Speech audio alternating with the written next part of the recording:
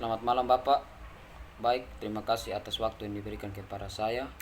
Saya akan presentasikan hasil review tugas perubahan sosial budaya kedua.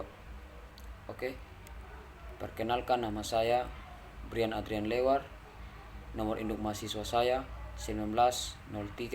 1903030114. Kelas C semester 3. Jurusan Sosiologi, Fakultas Ilmu Sosial dan Ilmu Politik, Universitas Nusa Cendana Kupang. Baik, review yang berjudul De Bruinseen, Enigma dan Perkembangan Sejarahnya. Baik, langsung saja. Sebuah selebaran tertanggal 16 Maret 1829 mencatat pidato terakhir sekarat dan pengakuan James Middleton dan anak-anaknya James dan Mary atas kejahatan pembunuhan. Baik, yang pertama, James adalah duda berusia 54 tahun dan pemilik rumah publik di Newark,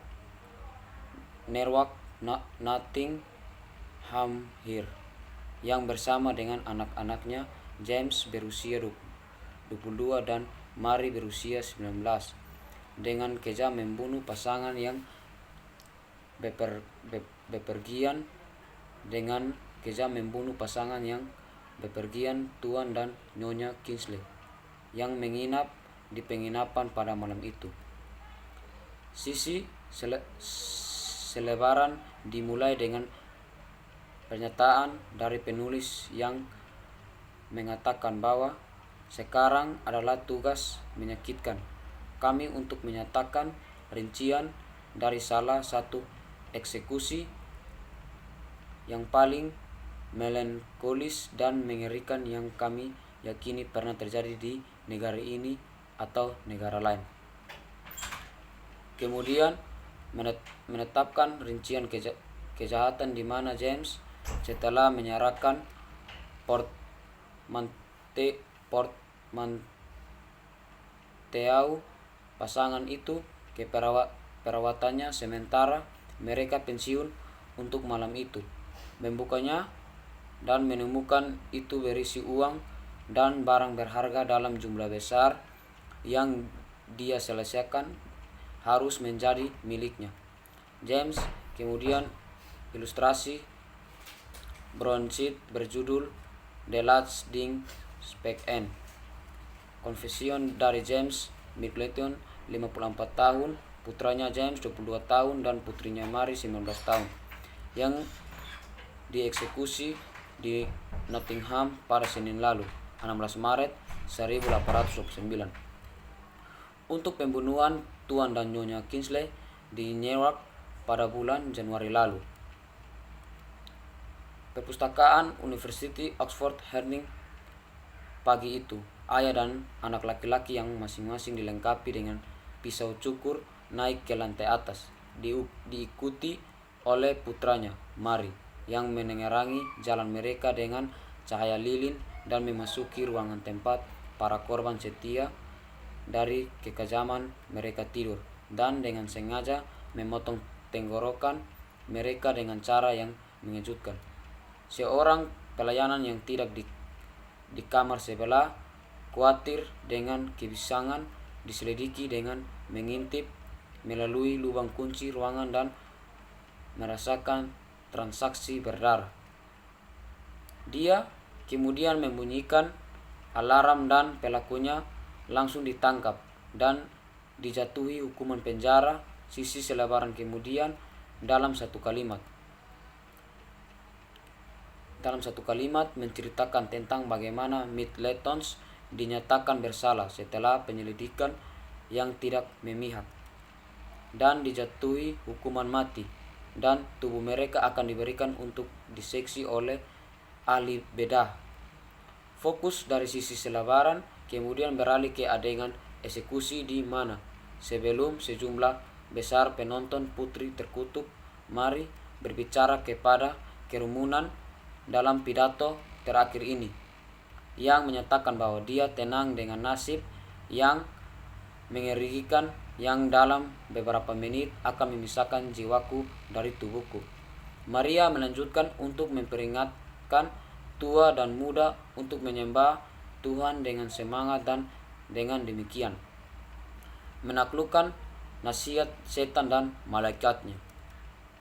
Dia mengaku telah berdamai dengan Tuhan yang tersinggung, yang memanfaatkan orang berdosa bertobat dan menyelesaikan alamat tiang gantungnya dengan mengatakan, "Selamat tinggal orang-orang yang baik. Saya mohon Anda untuk bergabung dalam doa dengan saya."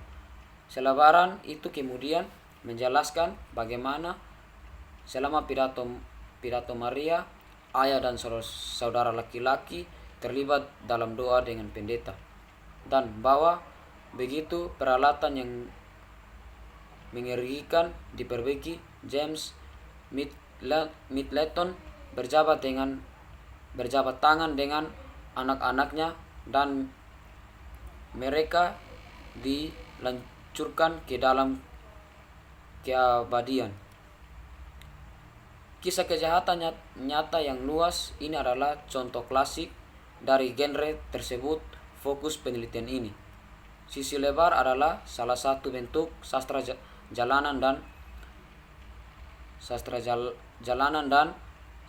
selama hampir 300 tahun hingga pertengahan abad ke-19 mereka dicetak dan dijual di seluruh negeri. Mereka diterbitkan dalam berbagai topik, mulai dari politik hingga skandal kerajaan. Tetapi subjek paling populer yang diliputi oleh kalangan luas tidak diragukan lagi terkait dengan kejahatan dan hukuman, terutama pembunuhan dan eksekusi. Kisah-kisah ini dapat berjalan ke beberapa edisi dari serangkaian sisi lebar dan akan mencakup semua aspek proses peradilan pidana, dari detail tempat kejadian perkara hingga persidangan dan transkripsi kata demi kata terakhir pembunuh saat mereka menghadapi algojo. Pada pandangan pertama, ephemera yang dicetak seperti sisi lebar abad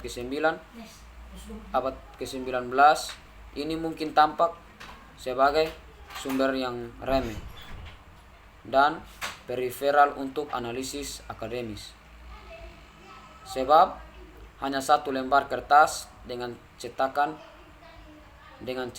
hanya di satu sisi. Ini bentuk literatur murah tampaknya menjadi versi lama dari korban tabloid modern kita. Bacaan murah sekali pakai dan sensasional.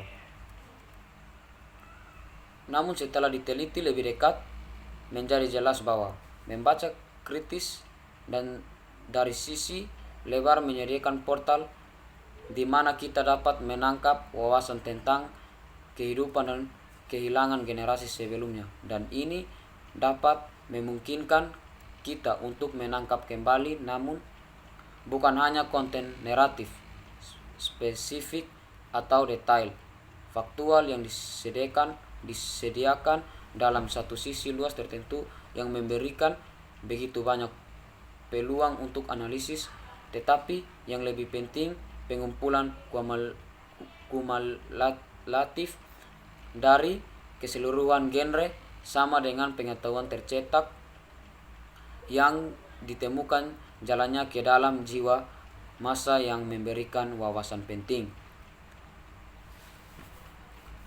Karena sisi lebar diproduksi dengan maksud agar dapat diakses dan terjangkau dengan biaya hanya 1 sen, dan dengan demikian memungkinkan konsumsi publik yang luas. Dengan demikian mereka dengan jelas mewakili contoh awal dari budaya massa dan mencerminkan ketertarikan publik pada kejahatan dan hukuman. Popularitas mereka di abad ke-19 tentu tidak dapat disangkal karena telah didokumentasikan oleh orang-orang sejaman bahwa mereka diproduksi dalam sejumlah besar. Bahkan Henry Maiwe 1861 sampai 1861, penyelidik sosial yang terkenal harus mencatat bahwa satu pihak melaporkan eksekusi dan pengakuan seorang penjahat terkenal terjual lebih dari 2,5 juta eksemplar. Memang tuntunan rakus untuk setiap detail mengerikan dari kejahatan serius terbaru, sehingga pada awal abad ke-19 setiap kota provinsi memiliki jaringan printer, peddler, dan publik yang antusias. Baik, terima kasih atas waktu yang diberikan kepada saya. Ini presentasi dari mata kuliah Perubahan Sosial Budaya. Terima kasih, selamat malam Bapak.